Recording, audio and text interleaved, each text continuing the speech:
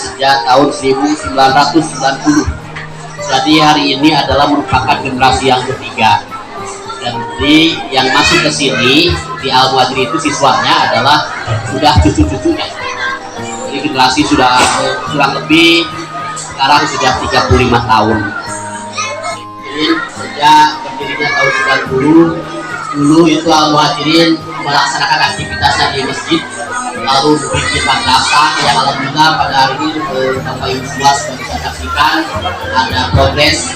Sampai hari ini ada beberapa jenjang pendidikan. Yang pertama RA, lalu untuk Alfal sebanyak 65 santri, dan selanjutnya TK, TPA, DTA sebanyak 120 santri, dan maghrib ngaji sebanyak 112 santri. Jadi santri yang ada di Al-Muhajirin ini hari ini sebanyak 307 santri. Alhamdulillah, mudah-mudahan mereka semua menjadi anak yang soleh dan yang solehah. Selanjutnya ada Majlis Salim. Kalau Majlis Salim itu tidak terdaftar seperti halnya sekolah, karena di Majlis Salim itu tidak ada absen, tidak ada buku induk, sehingga kami mengestimasinya ketika pas Rajaban, lamunnya di Antingan, lamunnya naik pasti sebanyak itu 250. Berarti kurang lebih Majlis Salim itu sebanyak 250. Maka kalau diakumulasi, binaan Yayasan Al-Muhajirin pada hari ini kurang lebih adalah 561 jiwa. Sebab itu mudah-mudahan ini adalah merupakan salah satu embrio untuk mewujudkan masyarakat kita menjadi masyarakat yang badatul thayyibatul ma'rufah. Kami dari Yayasan Al-Muhajirin, Pak Camat disampaikan, kami dalam partisipasi pembangunan hanya dapat bisa berpartisipasi dalam bentuk dunia pendidikan, karena dalam perspektif kami bahwa yang namanya membangun bukan secara fisik saja, tetapi bagaimana membangun mentalitas, membangun spiritualitas untuk jajaran masyarakat yang ada di wilayah Kecamatan Cibiang pada umumnya di Kota Tasikmalaya. Ini adalah bukti konkret kami partisipasi terhadap pemerintah dalam bentuk pembangunan yang adanya di dunia pendidikan. Dan insya Allah progres ke depan kita juga pada tahun ajaran hari ini kita akan menerima siswa baru, yaitu Madrasah Ibtidaiyah.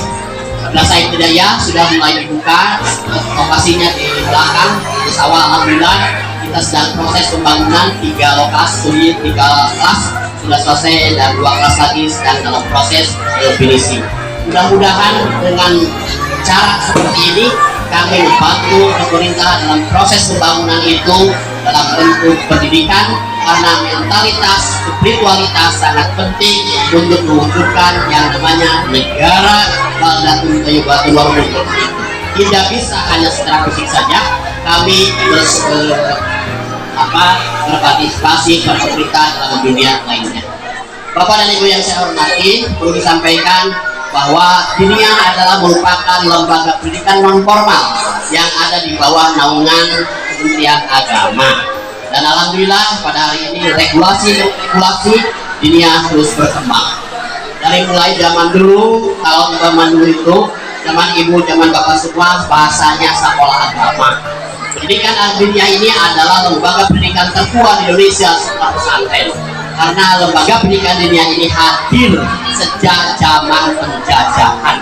Saya yakin semuanya ibu bapak yang pada hari ini hadir adalah alumni Diniyah, cuma lain namanya saja. Kalau dulu sekolah agama, kalau ini terus regulasinya bergulir, Diniyah Takfiliyah Awaliyah, dan hari ini lagi berubah tahun ajaran 2025-2026 bahasanya bukan Diniyah Takfiliyah Awaliyah lagi, tapi Diniyah Takfiliyah Ula, Diniyah Takfiliyah Wusto, Diniyah Takfiliyah Mulia. Jadi jenjangnya seperti itu dengan regulasi. Maka setelah bekerja keras, setelah mengenyam di dunia pendidikan Diniyah dari sejak 90, kawan-kawannya Pak Camat Lurah, saya hari ini sedang membuat buku, yaitu Diniyah di Tantangan Zaman. Mudah-mudahan dalam 2 bulan depan bukunya bisa di launching dan dapat bermanfaat bagi masyarakat, karena masyarakat perlu dorongan, punya referensi bagaimana untuk menyekolahkan Diniyah bagaimana untuk mewujudkan anak yang soleh dan soleha itu tidak hanya untuk dilembagakan saja, tapi bagaimana adanya sinergitas. Mudah-mudahan nanti setelah bukunya di launching bisa dibaca oleh semua jajaran masyarakat.